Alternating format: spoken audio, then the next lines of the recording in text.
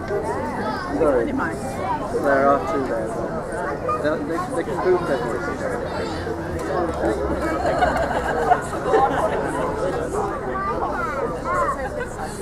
Yeah, there's Malcolm.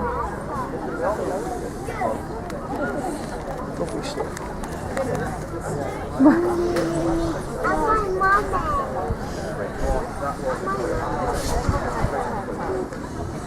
And Jane and Peter.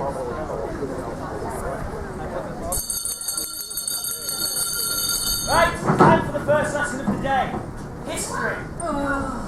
Chester in Victorian times. A brief insight.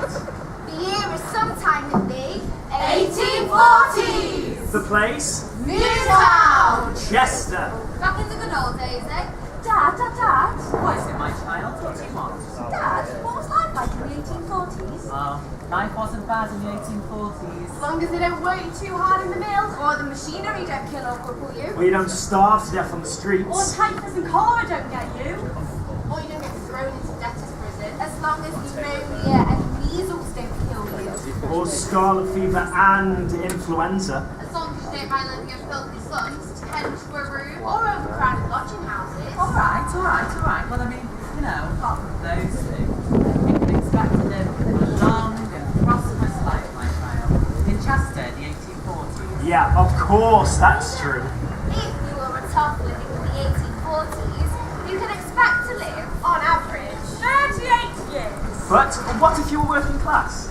What do you think then? What was the average age you could expect to live? was it 37 years? Or was it 27 years? What about 17? That means I'd be dead now if I was alive in the 1840s. Oh, shut up! And the answer is 27 years! A report in 1842 reveals that half of all children die before their 5th birthday. Mind you, the unhealthiest place to live in the 1840s was Liverpool. The average age there was just 50 years. But looking on the bright side, 1842, Mines Act stops submitting children from under 10 working down the mines. 1842, Income Tax Act. 7 pence on the pound, but it was over £150.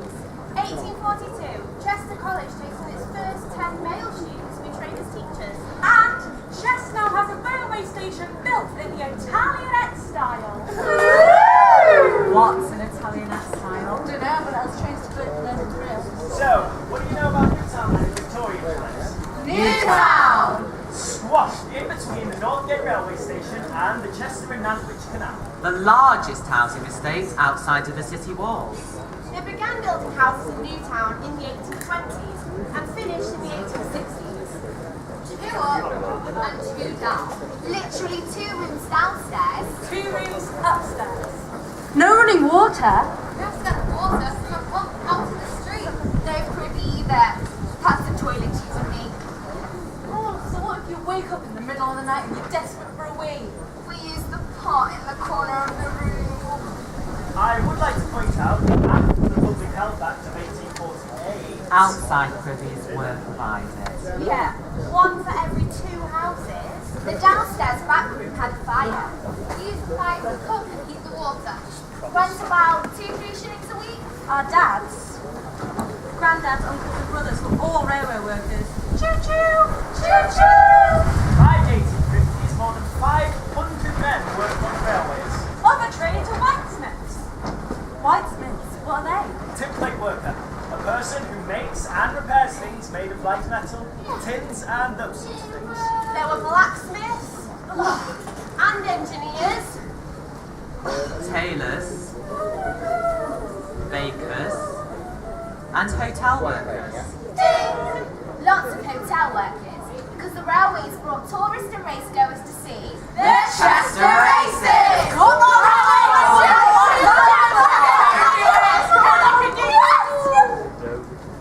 The races are an abomination. It encourages fraud, obscenity, profanity, frivolity and debauchery. Sounds grand to me. Most folk took in lodgers to make ends meet. We lived at 24 Back Brook Street, just here.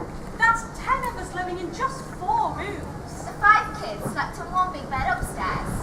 And Baby Jack. It helped to keep warm, otherwise you'd freeze to death in the winter. Mum and Dad had the back room downstairs. And we have 2 lodgers sleeping in the front room upstairs. He works on the railways, and she runs errands for the solicitor's town. Mama sleeps in the front room downstairs.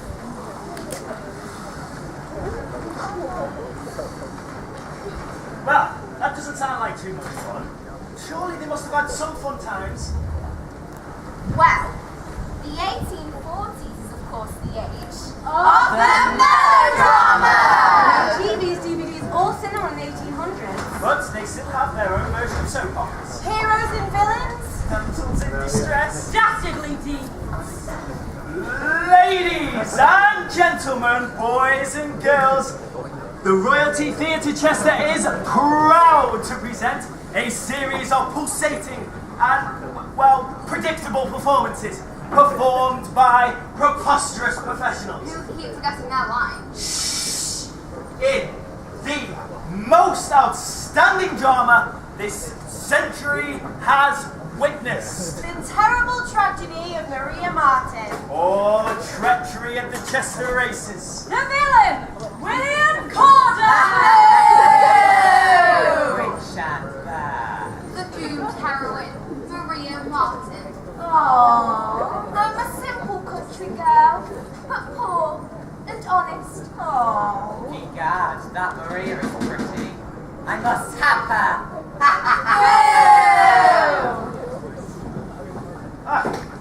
Mr. Corner, it is surely an honour to have the rich landlord's son coming to visit us for the Chester races. Thank you, Mr. and Mrs. Martin. But tell me, who is that pretty girl yonder? Yonder.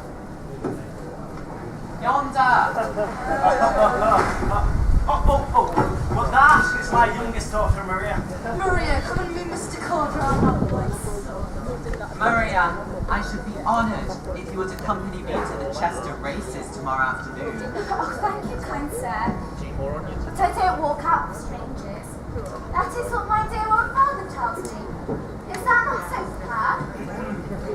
I'm very sorry, Mr. Corner. She's just not used to the ways of the rich folk like yourself. She's only an innocent country lass from Newtown. Pretty and coy. Then she shall be mine. I've set my heart on possessing her, and tomorrow is the Chester races where we will meet again. Meanwhile, in a murky wood near the Parkgate Road, an old gypsy woman and her daughter are making their way to Chester with a dastardly plan deep in their hearts. I have returned to Chester to avenge the murder of my darling daughter. Your sister's dying words to me with the name of her mother, William Corder, and I have come to take revenge on this evil villain. Well, leave me to the villain, mother. I will tear him limb from limb with my own hands. Revenge will be ours. Be patient, my daughter. Hark ye, old gypsy. Do you want to earn a gold piece? Aye, gentlemen. Shall I pour old gypsy read your palm? No, foolish old woman. I wish to tell the fortune of a young lady who will be at the races tomorrow afternoon. Another victim, no doubt. Tell this young lady that a gentleman loves her. The one she met today, tell him she is not to be shy of. And in fact, if his love is returned, then riches and happiness will be hers. Meet me at the Chester races tomorrow, and I will point her out to you. We will help this William Corder and lead him step by step to the gallows. Revenge will soon be ours, Mama. Revenge will soon be ours. Later the following day, poor innocent Maria is accosted at the Chester races by the old gypsy woman.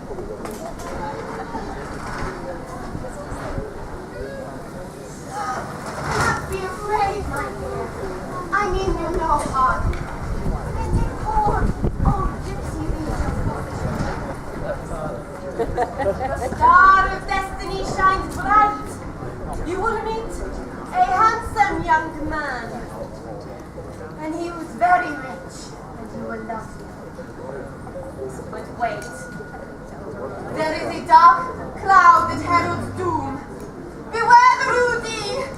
Beware of the Roodee! Remember, pretty maid. Beware the Roodee. Beware the Roodee. Beware the Roodee! It is all very odd. I wonder who this gentleman could be.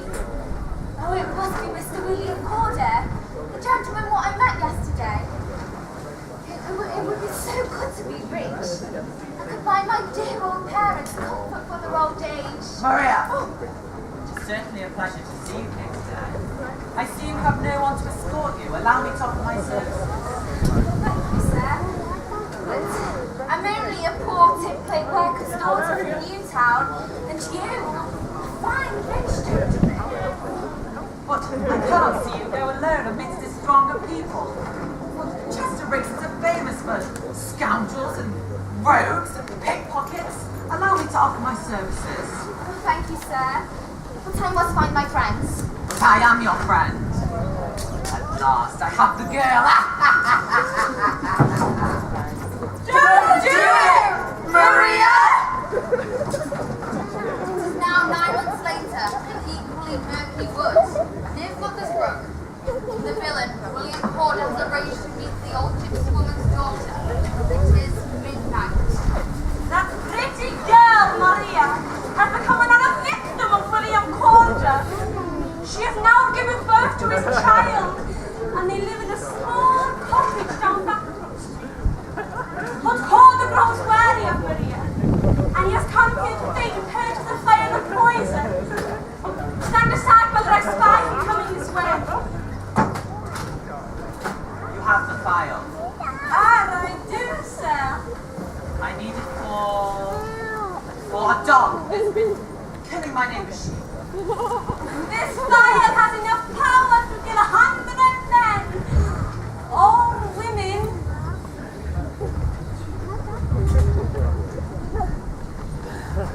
Your dog will feel nothing, sir. At last, I have the poison.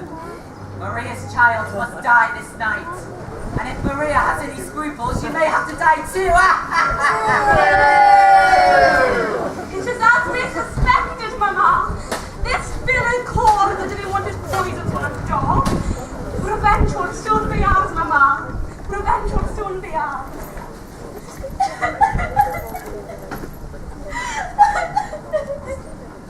Another day has gone. My dear William has not returned. Once I was a happy young maiden, and now I'm a disgrace to my family. Mother, Father, please forgive me. You are no daughter of mine. I am ashamed and angry. It's not her fault. Mr. Corder has asked me to marry her. Oh, you cannot believe that, Miss Martin. I've seen the letter what he wrote to me with my own 2 eyes. It said for family reasons, the wedding must be delayed. Nonsense. That man has had his wicked way with our daughter, and now we won't see the likes of him round here before Judgment Day. Well, that's where you're wrong, Mr. Martin. It appears Mr. Corder is on his way back to Chester this very day, and on his way to see our Maria right now. And if I'm not mistaken, this is him coming in. Oh, well, I'll be down. Oh, William, I thought you had deserted me. There you go. No, Maria. Whatever was that was your pretty little hand. Fair enough. Anyway, how fares the baby? Oh, it's nothing wrong at all, sir. I was up all night with the little mite. He was coughing and sputtering. I got... Let me explain this to Mr. Corder. Luckily, I have brought some medicine. That's no medicine! That should help ease all pain for the baby. Oh, young William, the medicine has soothed the child already.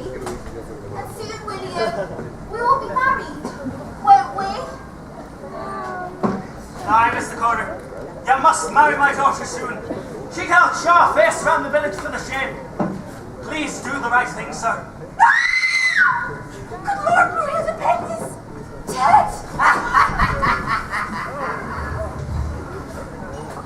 And so, later that night, in a secret part of the woods, the body of the tiny child was buried near a mulch tree. It's a terrible thing burying a child out here in the woods. You should have had a proper Christian burial. I tell you, Mrs. Martin, that Miss Dakota is up to some mischief.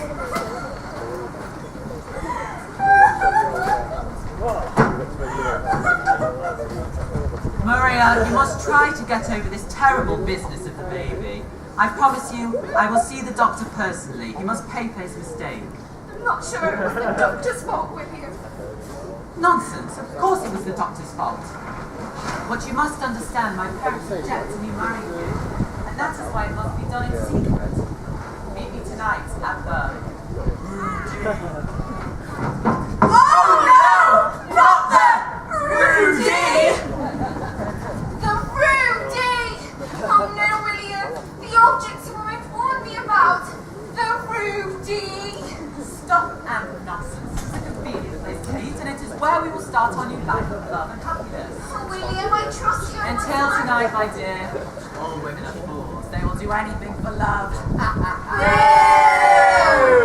And so, later that night, William meets Maria in the arranged place. His supporter has already dug a grave in an obscure corner of the field, where he will throw the body of poor Maria once he has accomplished his terrible deed. He straight went home and fetched his knife, his pickaxe and his spade. He went on to the Roodee, where he had dug her grave. Oh, William, I'm so frightened. Maria, did anybody see you come here? No, not at all. Then come here, Maria. See what I have made for you. Oh, William, what does this mean? It means you are going to die, Maria. You must die this night. Oh, William, please, I beg for mercy. I do not believe in mercy. William, oh, alas, woe is me. William has had his wicked way, and now I am dying. I am dead. Bye-bye, Maria. Silly wench. And now to London and freedom.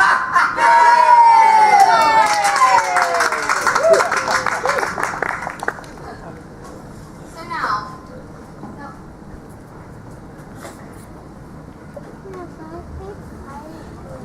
I've married a rich widow woman.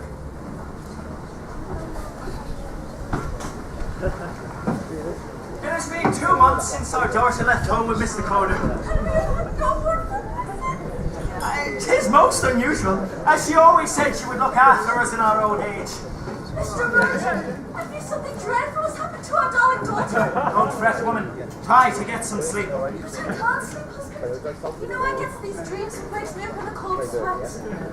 I told you not to eat that cheese late at night. Stop it, Mr. Merton. You must take what I say seriously. Every night is the same dream. I see a grave, dug in the middle of some field, by the river, at the Roodee. You must go there, David. Take Fritz with you. Go now. so when they dug at the spots appointed by Maria's mother, there indeed did they find the body of their beloved daughter. Meanwhile, in London, I have married a rich widow woman, and I will soon leave London forever. Is your name William Calder? It might be. What does that have to do with you, Constable? And did you formerly live in Chester? I've not lived there for quite some time now. Well, did you know of a girl by the name of Maria Martin? Maria Martin? I knew the girl slightly. Well, Maria Martin has been murdered. If Maria Martin has been murdered and a body found at the Roodee, then what has that got to do with me? I did not say where her body had been found. Oh, damn, I have trapped myself. My name is Esther, the daughter of the old gypsy I met in Chester. and turned special constable. It was you, Mr. Corder, who was responsible for the death of my beautiful sister. And I also believe you're responsible for the murder of Maria Martin and her baby. I swore an oath on my mother's grave to hunt you down. Justice awaits you in the gallows, Mr. Corder. Come with me now. Might I be able to ask one small favour? Anything within reason. May I get a coat? But of course. I shall escape through the back window.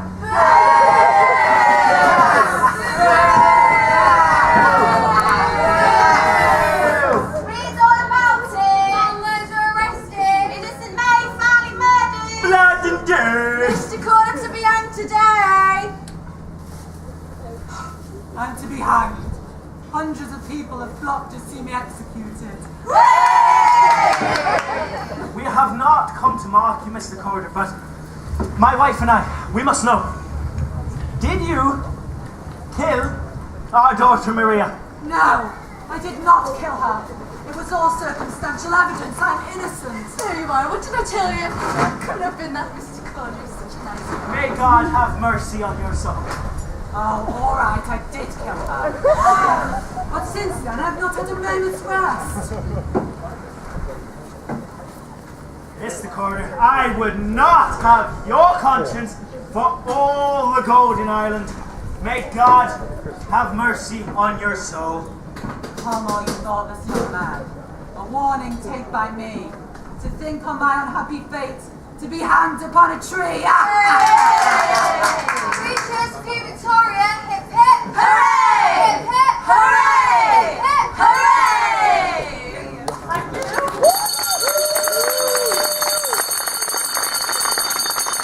And that concludes our history lesson for today.